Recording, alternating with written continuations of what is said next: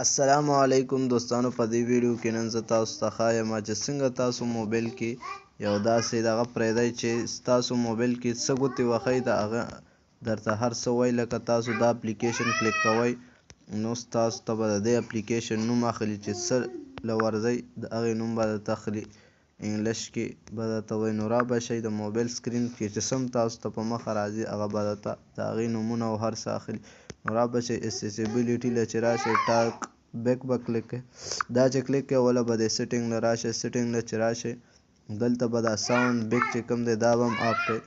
دې خوا د ایکسپلور بای ټچ دا به هم اپ کړئ او ورپسې دا ښکته چې کوم دی اټومیټک سکالر لیسټ دا به هم اپ کړئ. چې اپ هم کړو را به شئ دا به آن کړئ. داسې چې آن نوم کړو نو ستاسو موبایل به اوس چې کومې تاسو څه کلیک کوئ ستاسو موبایل به نوم اخلي. اوس چې کوم دی ځکه زما موبایل نوم نه اخلي داسې څه نه وایي پکې ځکه چې اوس زما دغه آن دی سکرین ریکارډن د دې وجې نه زما موبایل کې چې کوم ټیچ دی لکه ټاک بیک لکه ستا خبرې چې کوم موبایل څه کلیک کوئ داسې نو ستا موبایل به تا ته د دې نوم اخلي او د هر دغه معلومات به درکوي.